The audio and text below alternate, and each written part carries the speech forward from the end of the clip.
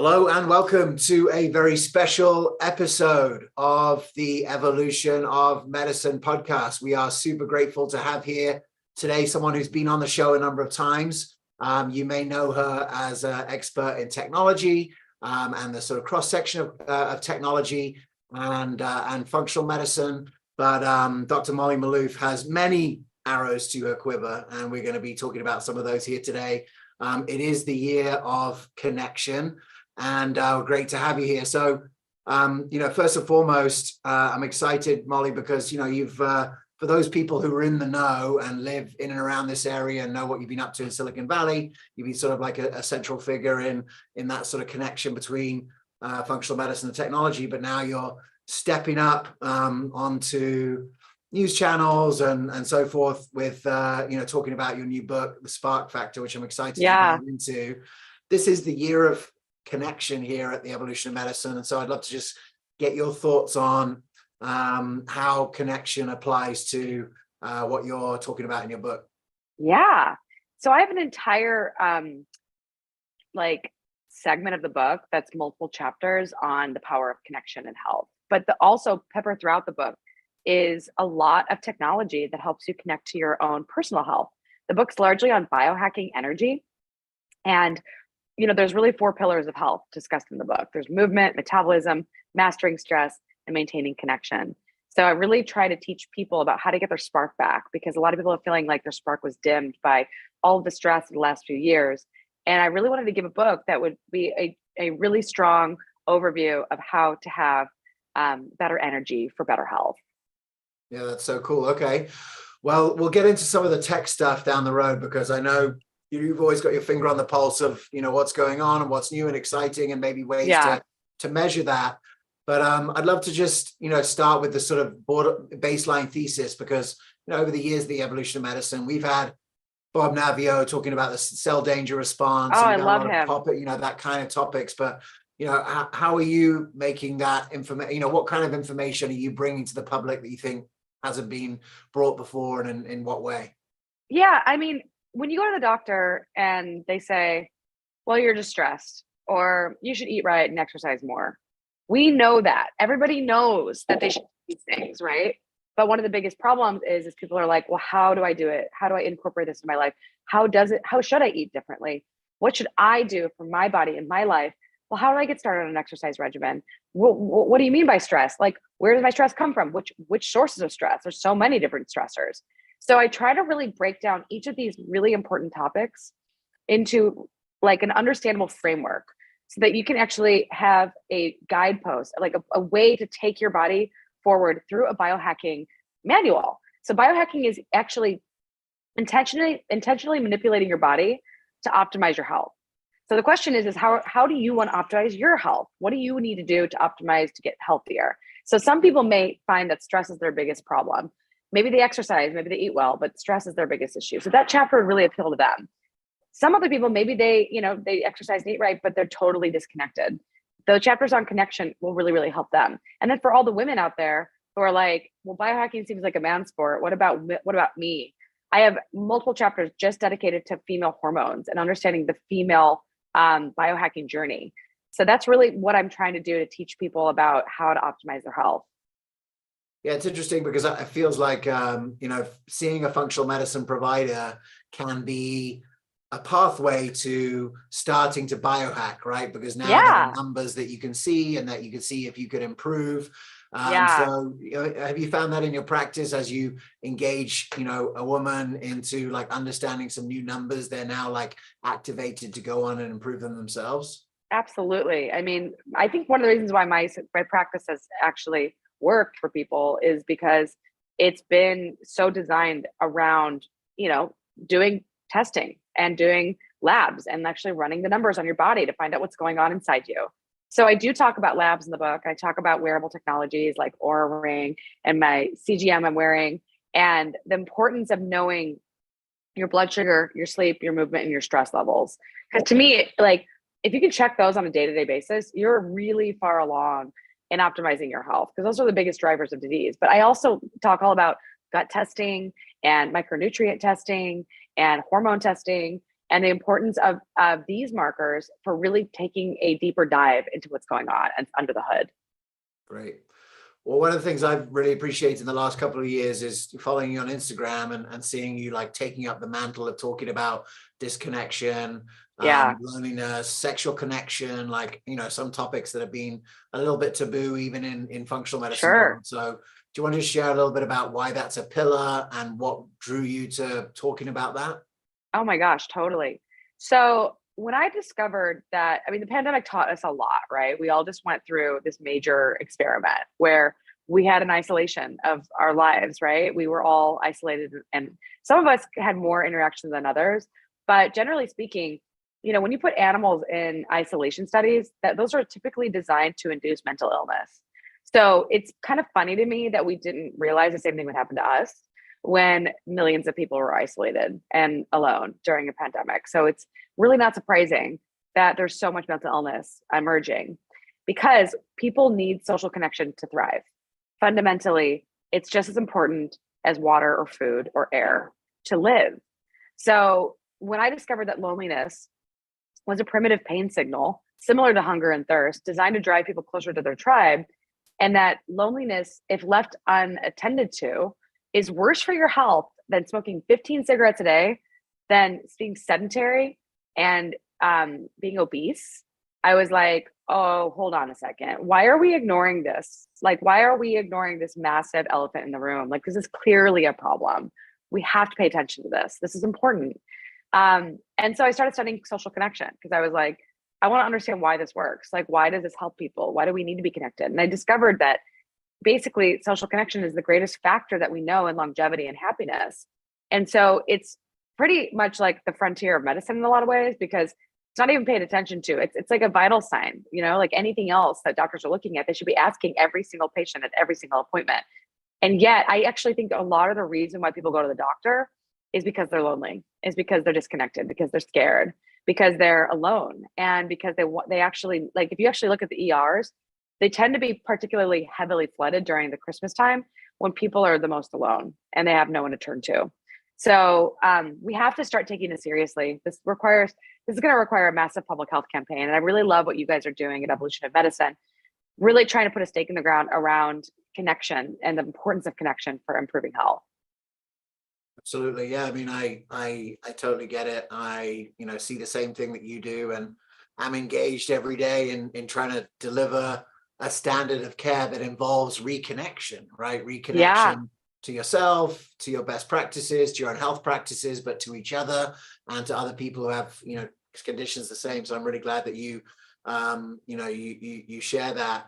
I guess go a little bit further into like the disconnection with yourselves, because this is a book for women. I see that on that. So how does that particular issue relate to you know, to women, and why is that such a critical area for them? Sure.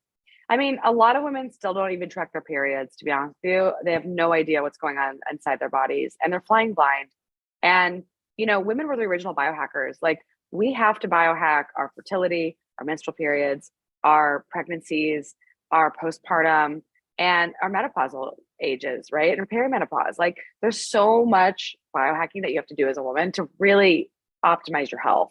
And I wanted to create a book that would at least give a broad overview of a woman's life cycle so that she can understand how to connect with her body, how to actually understand what's going on in different life stages, what's going on in different parts of her menstrual cycle, and how can she biohack different phases of her menstrual cycle to optimize her energy levels.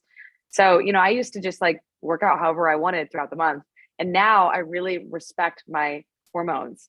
And I work out harder in the gym during my follicular phase. And then I work out more easefully during my luteal phase when my body's burning fat more effectively. I do more moderate intensity exercise and I eat lower carb.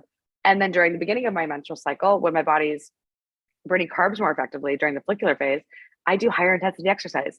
So there's a lot that you can do to really understand your body and make changes in your lifestyle to have better health outcomes. I also dig into, you know, sexual connection in this book, because sexuality is such an important part of our lives as women and men. And we often overlook it, and we often forget how important it is, how powerful of a tool it is for increasing oxytocin. Orgasm is one of the best ways to get oxytocin. Oxytocin is the hormone of safety, trust, love, and connectivity. So there's a bunch of ways to biohack oxytocin, spending more time with your family and your friends. As I mentioned, orgasm, massage, cuddling, holding babies and petting dogs and cats, listening to music. There's so many ways that you can start to feel better that are super simple and free. Yeah, that's great. I'm glad that that side of things is coming in, because I think functional medicine has the potential to be quite apersonal, right? It's just like other labs that we're looking at, and then there's other solutions there. And one of the things that, we've seen from running this group medicine now for 3 years is that, if you have someone who finds 8 new friends who all think like them and are all searching for the same goal, the power of that versus like diet, That's so true. so significant. Yeah, absolutely. And it can reinforce, those healthy behaviors too, with accountability and structure. Let's go deeper into the energy stuff, because like I really feel like the sort of understanding of energy is sort of this next frontier in the functional medicine space. And I guess what drew you to that as a focus for the book, and what do people need to know about energy, mitochondria, energy production, and its importance in treating patients and being healthy?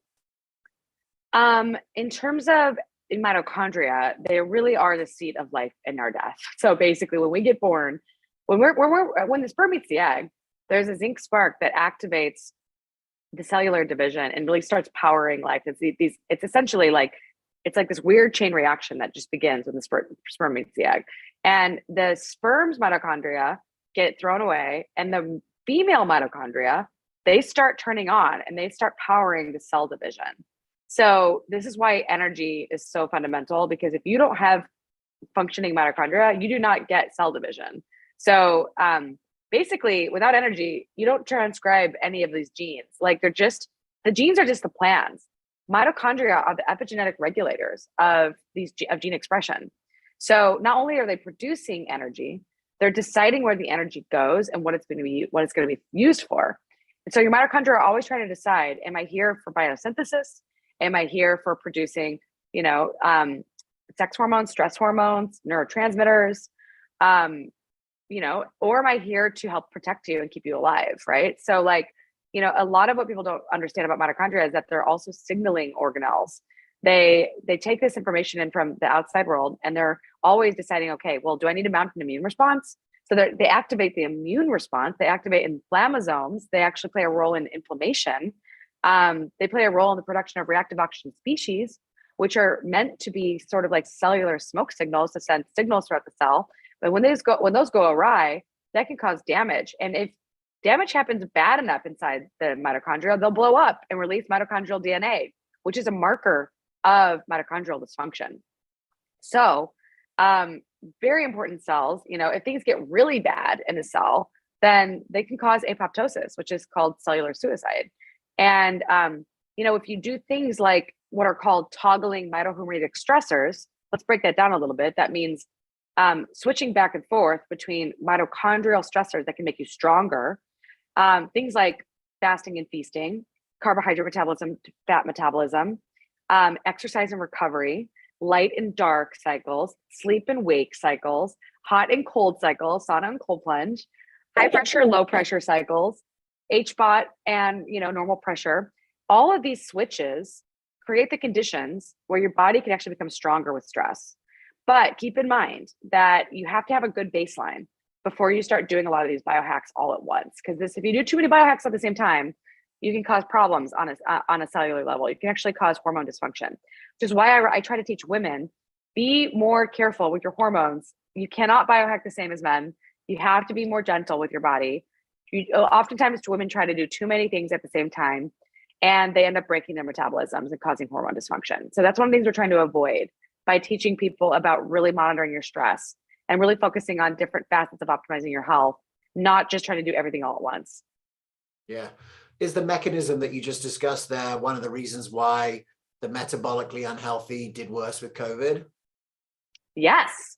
In fact, the metabolically unhealthy are the people that are set up and at risk for chronic fatigue.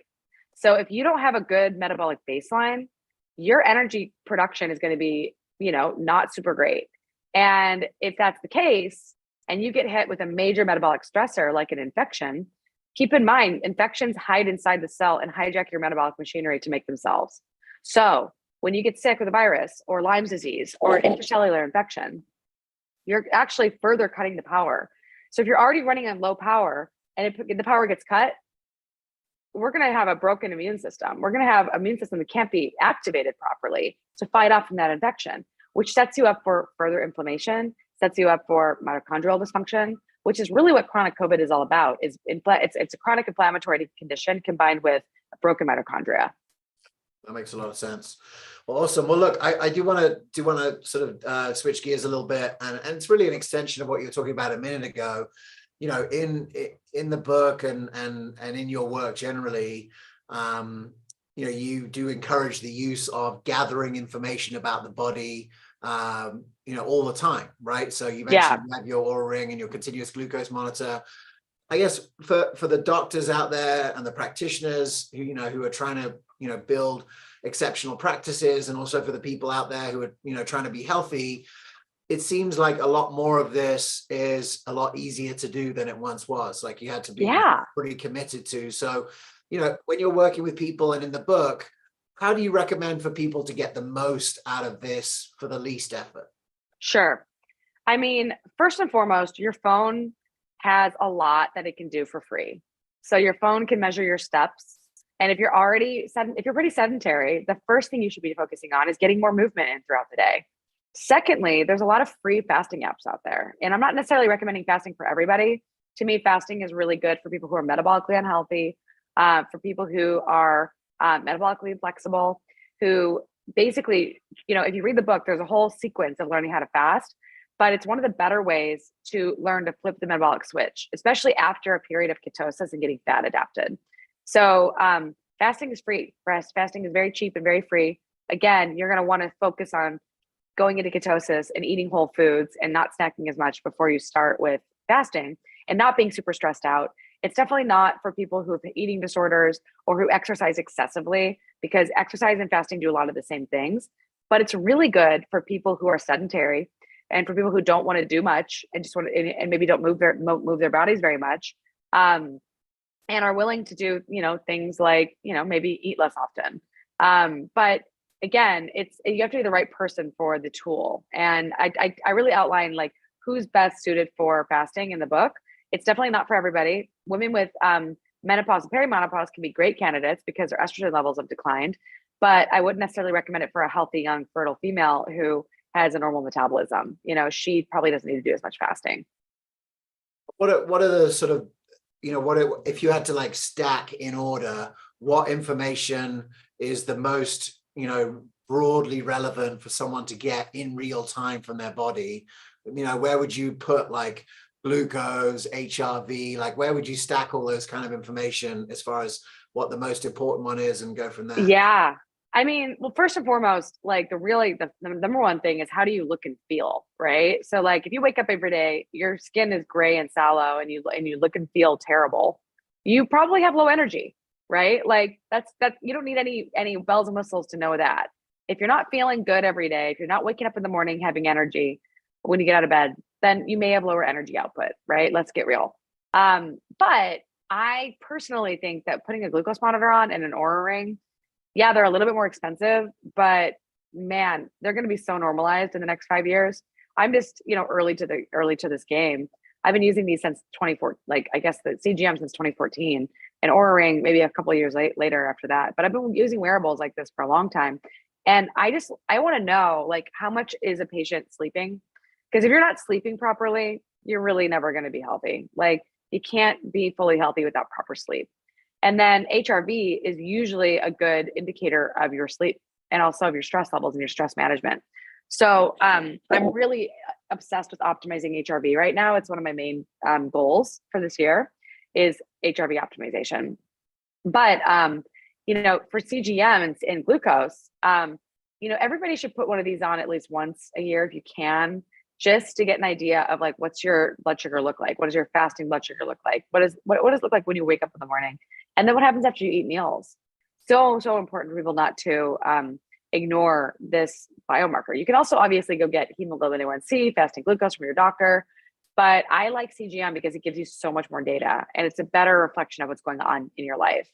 So I do think that like movement, steps, I like that, you know, certain Garmin products, your Apple Watch, your Aura, they're going to let you know your fitness level, like how much fitness activity are you getting in daily? That's an important tool to think about too, is like, how much am I actually moving? So movement, stress, sleep, and blood sugar, to me, these are the biggest drivers of mitochondrial dysfunction.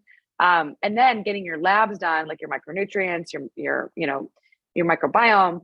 You know, if you don't get proper nutrient density and your gut is not functioning properly, you're never going to have enough substrate and nutrients for your mitochondria to function properly. So that's a pretty important one too, is getting your gut checked. I'm sure there are people with Aura rings and CGMs walking into functional medicine doctors' offices across the country and saying like, "Help me out, doc." Seeing as you've been doing this for maybe some of the longest out there, you know, in the same way that maybe a functional medicine doctor might interpret a conventional lab differently than a conventional doctor, are there things that you look for in, you know, CGM data or Aura ring data that maybe a conventional doctor wouldn't really understand? Because you've been looking at this the whole time? Absolutely. Well, first and foremost, most doctors don't know the proper ranges. So they'll say, well, your fasting blood sugar is right below 100. Post-meal blood sugar, it's around 140, 150.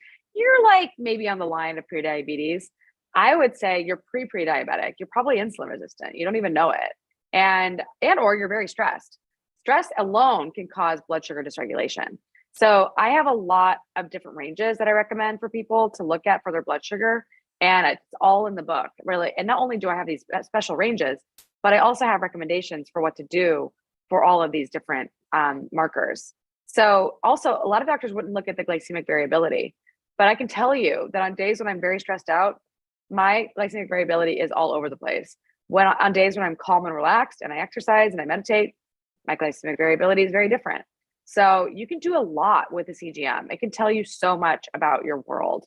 You can also see when someone's sleeping, how much they're fasting, how much they're eating, how often they're eating. It's a really, really great toolbox of optimizing health. Awesome. Well, look, high recommendation for all the practitioners out there. Get some of these copies of the Spark Factor, get them into your practice, give them to the women coming into your practice. It will really reinforce what you're trying to do, and maybe, you know, give the women in your practice sort of like something to shoot for. Thank you for making this whole thing like cool and accessible. I want to add a few more things. First and foremost, the book, 80% of it's still applicable to men. So it's definitely great for people who have men in their practice. All right. And also, I have an online course called Your Health Span Journey, and it's currently on sale. And I'm happy to do a discount for your audience, by the way, maybe like half off, for doctors out there that really want to learn to optimize the health of their clients. I've got a comprehensive curriculum on health optimization and lifestyle medicine that I taught at Stanford. So be happy to offer that as a perk to your audience. That sounds good. Awesome. Well, look, I'm excited for you, for the book, for, you know, getting the word out there. You know, I know that you moved away from San Francisco to Austin, and for different reasons, like we haven't had a chance to hang out for a while. So where are you living? I want to ask you a question. Actually, I've been wanting to ask you since the pandemic, but I haven't actually seen you. So do you remember that at the very beginning of the pandemic, like March, there was a thread, there was a Facebook thread, and there was a bunch of doctors on there from the San Francisco Bay Area. Daniel Schmachtenberger was on there. Yeah. And for a minute, there was like a citizen science moment happening, right? Yeah. Where everyone was sort of like in real time sharing what they were seeing working and connecting. And Brett Weinstein has talked a lot about this on his podcast. Like for a moment, the peer review process was broken. Everything was live. It was all in real time. And, you know, I took a lot from that. I really enjoyed that conversation because it was just like smart people who I think I would trust with my health in real time going over it. And I just wanted to ask if you had an experience with that, because ultimately, you know, within a few months, COVID was politicized, and having an opinion about anything was like, you know, was putting you along like. I mean, we are not allowed to have opinions on COVID. if you do, you can get your license taken away in California. So Yeah. I am like extra careful about talking about COVID these days, because the last thing I want to do is get in trouble with the California Medical Board. But suffice to say, there's still doctors having these conversations. They're just not having them online. A lot of us are still having these conversations about, I mean, there's so much out there, so much controversy right now still about the way to handle COVID. And from what I can gather, there's a lot of scared doctors from within the system that don't really know what to do anymore. So I do think that, you know, we definitely still need to figure out these forums for physicians to talk about things and compare the evidence and discuss the science, because that's what medicine is supposed to be about. It's supposed to be about peer review. It's supposed to be about discussing, what's best for patients and doing what's best for patients. Well, look, you've just given the best plug ever for the Functional Forum meetup groups, which are happening around the country, where doctors can get together, speak face to face, speak their mind.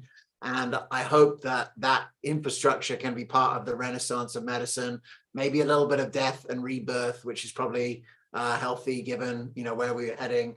Thank you for your leadership. Thank you for writing the book. Thank you for being part of the community, and look forward to spending some time in person sometime soon. Yes. Thanks, James. All right, this has been the Evolution of Medicine podcast. We've been with Dr. Molly Maloof. Check out her book, The Spark Factor. We'll have all the details in the show notes about her program and the other things that she mentioned. But the book is out now. Go check it out. Thanks.